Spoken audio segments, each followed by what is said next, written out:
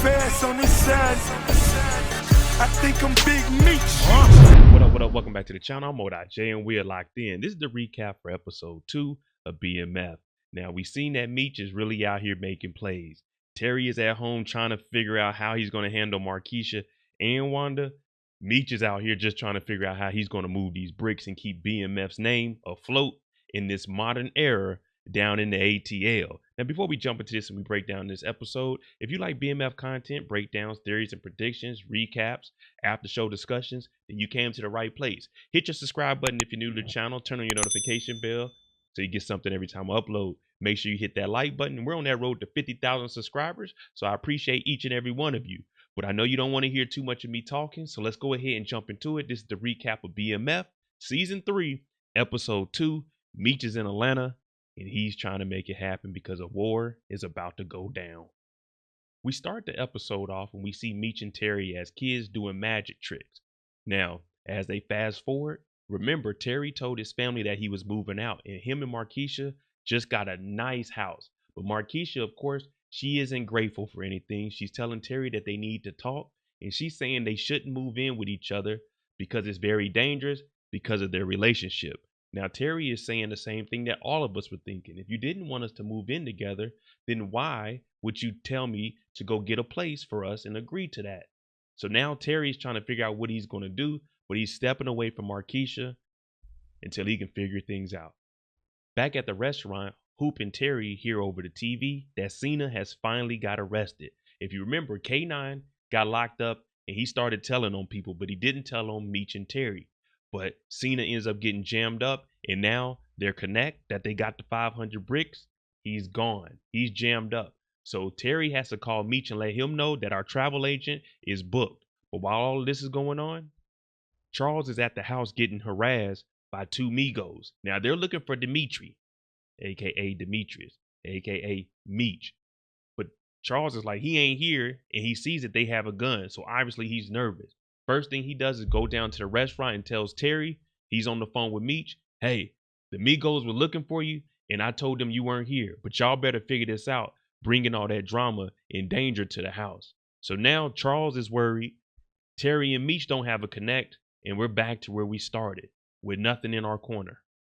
Young Kevin's in jail, and we get introduced to his mother, Gloria. Now she's talking to Bryant, and she's saying, I sent Kevin over to your house. It's your fault he's in jail. Why do he have access to a gun? He's saying it was in the safe, even though we know that gun was only in the house because he was doing some stuff that he shouldn't have been doing.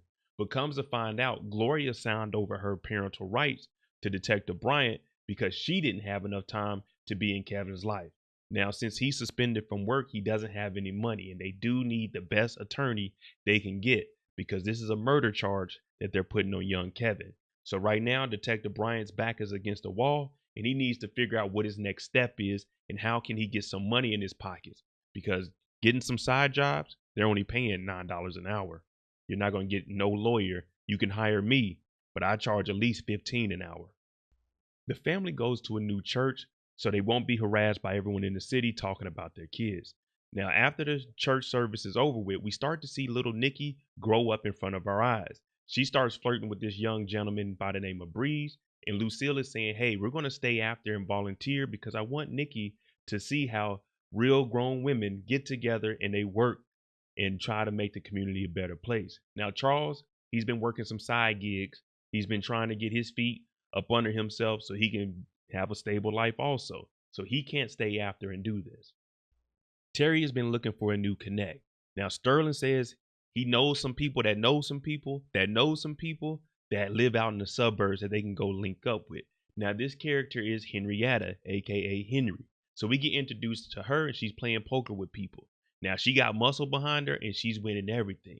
She's heard about BMF and she likes how they moving out in these streets. So when she talks to Terry, she's telling Terry, listen, I can front you guys some bricks, but just to give you a heads up, it's going to be $28,000 a key. Now, Meech is selling them for $25 in Atlanta. So Terry laughs in her face, but he knows that he needs some work in the streets. So she gets ready to dap him up, but you don't ever see him shake hands. And when they turn around, who do we see? Peaches. Yeah, you remember Peaches, K9's old lady. Well, she pulled up to the poker game.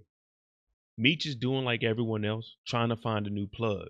He's talking to Greeny, and Greeny knows everybody, but Greeny is saying, I don't think that's in our best interest to try to take Glock's Connect because, hey, this is not Detroit. This is Atlanta. People move a little bit differently out here. But we see one of Greeny's top girls by the name of Angel. Now, Angel, beautiful, but she goes over to the VIP and she's with Glock's right hand man. So Meech, what does he do?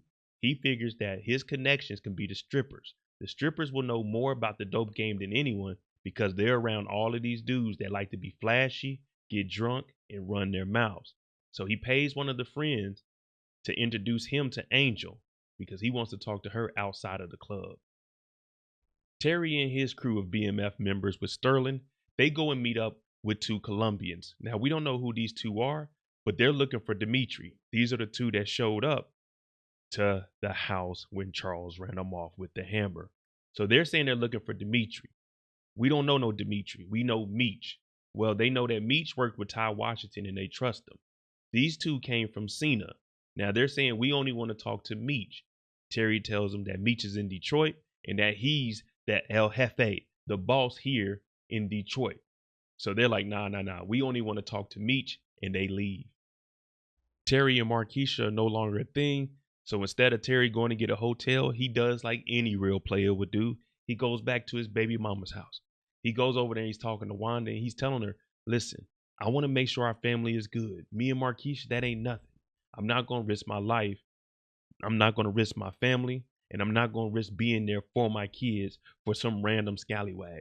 So Wanda's hearing this and she's telling them to make a promise. So Terry does like anybody would do that's not trying to spend money out of pocket.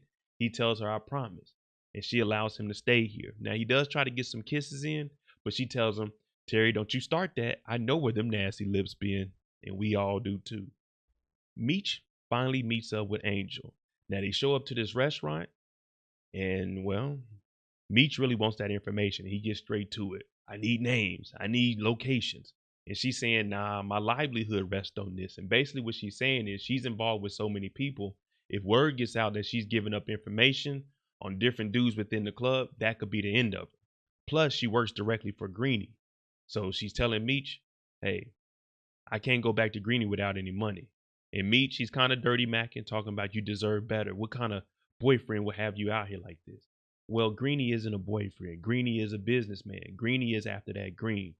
But she starts to tell Meech about her story and how she ran away, got off a bus, and Greeny was the one that picked her up and been looking after her ever since. So these two, they open up to each other, and she admits Meech is a little bit different. He ain't pushing up on her to have some lovey-dovey, some kiss. Jen and Ambrose, they're trying to figure out what the hell is going on, and they're trying to connect the dots. Now, remember, her father told her at the restaurant, sometimes it's okay to paint outside the lines. Paint outside the lines means go outside of Drano's jurisdiction. Because remember, she got kicked off of Drano. Brian is suspended. Now they're looking at Cut. He's a PA boy. Now he's not in the inner city of Detroit. He's on the outskirts. So they're saying, hey, we got an address. Let's go do some surveillance on Cut. Now Cut is the guy that's alleged to be the one that put that hit on Saint because they couldn't have Terry do it because he was the actual boss. We get introduced to Lucille's high school sweetheart, Dr. Maurice. Now, they went to school together, and now he's a high-profile doctor, and he's the liaison for this event that was taking place after church. Now, you can see that there's some chemistry between these two, obviously, because they were prom dates. But he's saying, listen, you're still beautiful as ever, and damn, Charles, for stealing you from me, but I would like to catch up with you. Now, little Nikki is watching, and she's like, wait a minute, why is my mom talking to this guy like this? Lucille is flattered. He ends up giving her his business card so they could go out and just catch up. Just old friends, nothing more, nothing less. So Dax informs Meech that, hey, I got somebody that's going to get those extra bricks. So we good to go in that area. Well, while all of this is going on, Meech looks over and someone is harassing Angel. He goes over there and whoops on him again, tells them that you need to learn how to respect women. Tips the bouncers and let them know, hey, I got this covered. Angel sees this. And now she realizes that Meech really is different. She says, let me dance for you. And when she dances with him, she whispers in his ear, Santiago, that's who you need. Santiago. So Meech, he gets up. He tells Duffy, we got a name. Let's get to it. we get introduced to Henrietta, aka Henry, her father, who is Blaze, who used to be a detective in the narcotics unit. Now, him and Bryant do have a relationship, and Bryant doesn't have anywhere to go at this point. He's suspended from work, he needs a lawyer, and Blaze is the man you need to go to. Because men like Blaze, you never really get out the game, you just move a little bit differently. So what he says is, listen, I know you need some fast money, I'll set you up with this. Well, Henry walks into the room and Blaze tells her, you're not taking over my business and you still represent the Blaze brand. So I have somebody that's going to work for you. Put them to work quickly because now Detective Bryant needs that fast cash. And the only way we know how to get fast cash in BMF is to get on the street and sell them bricks. Meech and Duffy go to where Angel told them to meet a guy named Santiago. But when they get there, they discover a couple bodies. One was an MK, the other one was an MK. And then when they get in this room, they're looking for Santiago. Now, just like you and I, we're looking and we see a Hispanic gentleman in here. We're thinking, is this Santiago? He's like, nah, but I was with Ty Washington and gunshots start to ring out. Well, the Colombians and the MK Miami killers are going at it. He's in here smoking a cigar, but when the dust settles, all of the MK characters are on the ground, laid out. And he says, hey, I'm Loco. I was Ty Washington's connect. I've been looking for you. And Meech is like, whoa, I'm loyal. Hey, we good? We good. So the connect came down from Detroit and met up with Meech. And now we got the plug. Meech calls Terry. We got us a new travel agent. That's code for we got a new connect. We got a new plug. So what does Terry do? Goes to Henry's. Hey, Henry, that dope that you were selling, we no longer want it. But oh yeah, don't wait up too long because pretty soon your customers are going to be asking for us. Because that's the same thing she said. Now they try to say that, hey, we had a deal. And Terry's just like you and I. A deal is a deal until the deal is done. If the deal is never done, then hey, no deal. But they never shook on it. Terry takes a cigar and they get on out of here. Henry is upset. Meech takes the crew out to the club to celebrate. Terry takes the family to the restaurant to celebrate with his BMF crew. Well, we find out that Tina is back in the club. Young Tina comes over to Meech. Hey, what are you doing down here? He's like, I moved down here now. I live here. If you need anything, let me know. Well, if you listen to her, she's about to study pre-law. Meech is probably going to help her out with this so she could become a lawyer for them down here in Atlanta. But she knows all the players around the city because she's been here for a while. Remember, when he first got down here, Monique hooked him up with her so that she could show him around. And that's how Meech started messing with the strippers in the first place. But here we are again. And now she done switched up her major. Jen and Ambrose have been staking out, watching Terry, and they see Cut after they follow him from the house. Well, he's sitting down with Terry, and now Detective Jen is thinking, what if Terry told Cut to put the hit on Saint? Now, we can't connect it per Ambrose, but if we stay on this long enough, they'll leave breadcrumbs and we'll be able to follow it back to whoever put that hit out on Saint. And remember, Jen still got those 2 bricks. After a long night in the club, Meech and Loco, they go back to the crib. Now, they both been drinking. The sun is up, so you know it was a good night. But when they get in here, Loco says, hey, now I'm not sleeping on the couch. I'll sleep on the floor. I took a raft over here from Cuba. Now, Meech is like, damn, you did? And Meech held it down. Loco seen that, and Loco already got the word that, hey, Meech is the real deal. So he says, we're family. Familia. You and me. So Meech is like, yeah, you know what? Family. So BMF has to connect, and Loco is here to stay. All right, there you go. The recap for episode 2 of BMF. Let me know what you think about this. Is Greeny about to become a hater? Because it looks like Stacks is going to be down with the crew BMF. So now we might have to look out for Greeny or get him about the way. Also, do you think that Loco is going to give them the best bricks for the best prices down here in the A? Let me know what you think. I'm MoDaj. If you like this kind of content, or if I said something to make you go, makes you think about BMF, then hit that subscribe button, turn your notification bell. If you don't see this at 100 likes, hit that like button. Thanks for watching. I'm out. Jimmy on the beat, boy.